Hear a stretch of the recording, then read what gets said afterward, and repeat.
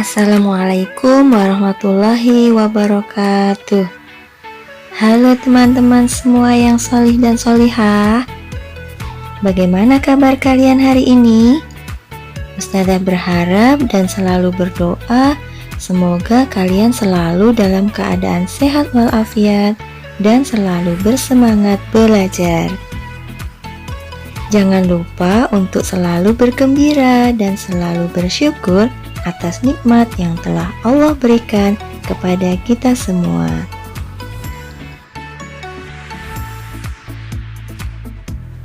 Kali ini kita akan belajar tematik kelas 1, tema 4 yaitu keluargaku, subtema 3, keluarga besarku, pembelajaran 3 dan 4. Nah teman-teman, sebelum kita mulai belajar, kita membaca doa dulu yuk. Kita baca basmalah bersama-sama. Bismillahirrahmanirrahim. Semoga kita selalu diberi kesehatan dan kemudahan untuk memahami materi pelajaran yang akan Ustazah sampaikan pada hari ini. Amin. Tujuan pembelajaran kita hari ini adalah yang pertama, siswa dapat menceritakan kegiatan bersama keluarga besarnya serta mampu menunjukkan penggunaan kosakata dalam suatu kalimat dengan tepat. Yang kedua, siswa dapat mengukur panjang benda dengan alat ukur tidak baku seperti menggunakan jengkal tangan dengan baik. Yang ketiga, siswa dapat menceritakan pengalaman mendata anggota keluarga di rumah berdasarkan kedudukannya. Yang keempat, siswa dapat mempraktikkan prosedur gerakan melompat satu arah dengan konsep tubuh, ruang, usaha, dan keterhubungan dalam berbagai bentuk permainan sederhana atau tradisional dengan benar. Yang kelima, siswa mampu menggunakan kalimat perkenalan dengan baik. Dan yang terakhir, siswa mampu mengidentifikasi alat dan bahan yang dapat digunakan untuk membuat gambar ekspresi dengan baik. Nah teman-teman, sekarang coba perhatikan gambar berikut ini. Betapa senangnya Udin berkumpul bersama keluarga besarnya. Berkumpul bersama keluarga besar. Udin rajin mengunjungi kakek dan nenek. Udin senang berkumpul dengan keluarga besar. Kakek dan nenek sudah tua, tapi kakek dan nenek sehat. Udin sangat menyayangi kakek dan nenek. Udin bersyukur kepada Tuhan. Udin memiliki keluarga besar yang saling menyayangi. Nah teman-teman, bagaimana dengan keluarga besar kalian? Semoga keluarga besar kalian juga saling menyayangi ya. Nah teman-teman, sekarang perhatikan, ada Udin yang sedang berdiri di depan kelas. Pernahkah kamu berkumpul dengan keluarga besarmu? Kapankah itu? Apa saja yang kamu lakukan saat berkumpul bersama keluarga besarmu? Nah, coba kalian ceritakan kepada temanmu ya. Kalian bisa menceritakannya sambil direkam. Atau kalian juga bisa menuliskannya di buku latihanmu di rumah. Seperti Udin. Udin sedang memperkenalkan ayahnya di depan kelas. Apa yang dikatakan Udin saat memperkenalkan ayahnya? Udin berkata, "Selamat pagi, namaku Udin. Ayahku bernama Pak Rahmat." Nah, seperti itu teman-teman. Kalau kita sudah dalam kondisi normal dan bisa bersekolah kembali seperti biasa, kalian bisa memperkenalkan ayah kalian di depan teman-teman kalian di kelas, ya teman-teman. Teman-teman, pilihlah kalimat perkenalan yang tepat di bawah ini dengan memberi tanda centang atau checklist pada kotak yang sudah disediakan. Nomor 1, halo, siapa namamu? Nomor 2, perkenalkan, ini kakakku bernama Mutiara. Yang ketiga, siapa nama ibumu? Yang keempat, halo teman, ini adalah sepupuku bernama Adit. Dan yang kelima, bolehkah aku tahu siapa namamu? Nah, teman-teman, silahkan dipilih ya, mana kalimat perkenalan yang tepat. Beri tanda checklist pada kotak yang sudah disediakan. Wah, apa yang sedang dilakukan Udin? Udin sedang berkunjung ke rumah kakeknya. Di rumah kakeknya ada sebuah tali karet. Udin ingin tahu berapa panjangnya. Udin mengukur tali karet dengan jengkal tangannya. Nah, teman-teman, anggota tubuh kita bisa digunakan untuk mengukur panjang suatu benda. Contohnya tangan kita. Kita bisa mengukur benda dengan jengkal tangan kita masing-masing. Nah, kalian coba diskusikan dengan teman-temanmu atau dengan kedua orang tuamu di rumah. Selain jengkal tangan, bagian tubuh mana yang bisa digunakan untuk mengukur panjang benda? Biasanya kita bisa menggunakan lengan, mulai dari ujung lengan sampai dengan pangkal lengan. Kita menyebutnya depa, atau bisa juga dengan langkah kaki. Nah, itu adalah contoh mengukur panjang benda dengan anggota tubuh kita, teman-teman. Nah, kalian bisa tuliskan contoh yang lainnya. Bagian tubuh mana saja yang bisa digunakan untuk mengukur panjang benda.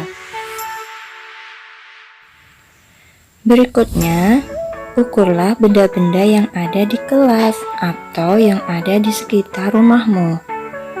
Gunakan jengkal tangan untuk mengukurnya. Nah, contohnya adalah seperti berikut ini. Kalian bisa membuat sebuah tabel. Lalu, kalian tulis nama benda yang akan kalian ukur. Misalnya pensil, buku, meja, kursi, pintu, atau lemari, atau benda-benda yang lainnya. Kalian bisa mengukurnya dengan jengkal tangan kalian ya. Setelah itu, kalian bisa tuliskan berapa panjang benda dalam jengkal.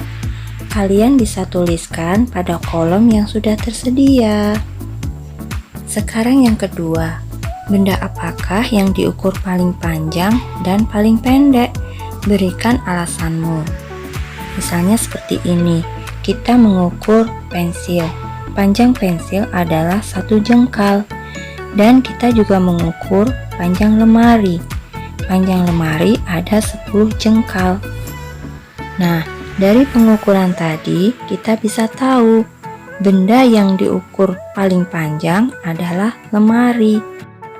Sedangkan benda yang paling pendek adalah pensil, karena jumlah jengkal pensil hanya 1, sedangkan jumlah jengkal lemari ada 10. Nah, seperti itu ya teman-teman. Kalian bisa membandingkan panjang benda yang lainnya di rumah. Sekarang kita ke nomor 3. Apakah mengukur dengan alat tubuh kita sudah benar? Nah, silahkan kalian tulis jawabannya pada kotak yang sudah disediakan. Kemudian nomor 4, apa alasannya? Nah, kalian juga bisa tuliskan alasannya pada kotak tersebut.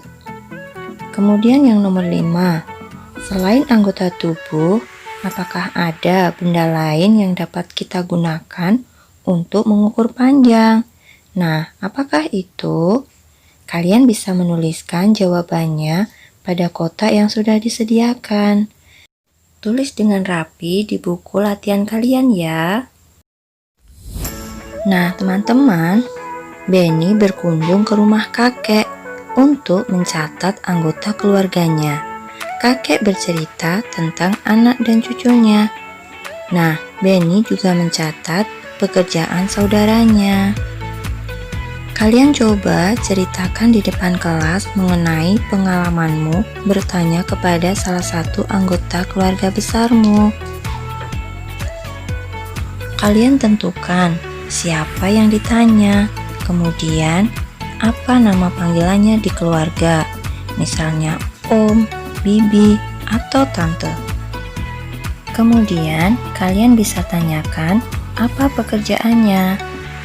Lalu, tanyakan juga apakah beliau sudah berkeluarga. Nah, jika sudah berkeluarga, tanyakan siapa saja anggota keluarganya. Nah, teman-teman, kalian bisa menceritakan pengalaman kalian bertanya pada salah satu anggota keluarga besarmu ya. Kalian bisa menuliskannya pengalaman kalian tadi di buku tulis kalian ya. Sekarang perhatikan gambar berikut. Kegiatan yang bisa kita lakukan ketika bersama keluarga besar adalah bermain lompat kelompok. Yuk kita lihat Udin dan keluarga besarnya bermain lompat kelompok. Udin berkelompok dengan paman, bibi, dan sepupunya.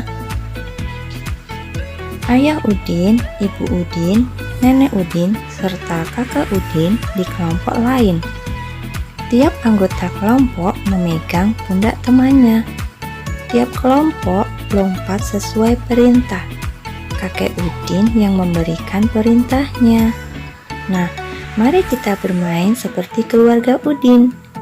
Dengarkan apa yang disampaikan oleh gurumu. Atau kalian bisa bermain di rumah bersama teman-temanmu. Buatlah kelompok yang terdiri dari 5 orang. Tiap anggota kelompok memegang pundak temannya. Tiap kelompok lompat sesuai perintah gurunya atau teman yang kalian tunjuk. Kelompok yang salah lompat adalah kelompok yang kalah. Nah, kalian yang ditunjuk memberi aba-aba dapat memberikan perintah yang berlawanan. Contohnya, kalian harus loncat ke kiri ketika perintahnya ke kanan, dan lain-lainnya. Kalian bisa mencoba di rumah bersama teman-teman kalian ya. Sekarang coba perhatikan bacaan berikut ini. Kakek dan nenek Siti berasal dari Jawa. Mereka tinggal di sebuah desa yang indah. Apakah kamu sering bertemu dengan kakek dan nenekmu? Di manakah mereka tinggal? Apakah kamu menyayangi mereka? Nah, teman-teman, coba ceritakan pengalamanmu bersama dengan nenek dan kakekmu. Tuliskan ceritamu tadi di buku latihanmu di rumah ya. Selanjutnya, Udin memperkenalkan keluarganya. Pilih kata yang tepat di dalam kotak di bawah ini. Teman-teman, kita bantu Udin yuk memperkenalkan keluarganya. Nomor 1, ini adalah Bapak Rahmat. Titik-titik saya. Teman-teman tahu Bapak Rahmat itu siapanya Udin? Iya, Bapak Rahmat adalah ayah Udin. Berarti titik-titik tadi ditulis ayah. Nah, selanjutnya untuk nomor 2, 3, 4, dan 5, coba kalian isi sesuai dengan kalimatnya dengan memilih jawaban yang sudah disediakan. Tulis di buku tulismu di rumah ya. Keluarga besar Benny memiliki foto bersama. Apakah keluarga besarmu memiliki foto bersama juga? Benny ingin menggambar foto keluarga besarnya. Benny sedang menggambar keluarganya. Benny menggunakan alat dan bahan menggambar. Perhatikan gambar berikut. Manakah alat dan bahan untuk menggambar? Beri tanda centang atau checklist pada gambar yang tepat. Kita amati satu persatu ya. Pertama, ada gambar buku. Apakah gambar itu adalah alat dan bahan untuk menggambar? Jika benar, kalian bisa tulis tanda checklist pada kotak yang disediakan. Kemudian ada krayon, ada gitar, payung, krayon, dan juga obeng. Teman-teman, coba bantu Benny ya, berikan tanda checklist pada alat dan bahan yang benar untuk menggambar. Nah, teman-teman, kalian juga bisa mencoba menggambar keluarga besarmu. Gambarlah pada buku gambar dengan menggunakan alat dan bahan menggambar yang kalian miliki di rumah. Gambar dengan sebaik mungkin, ya. Nah, teman-teman, demikian tadi pelajaran kita hari ini.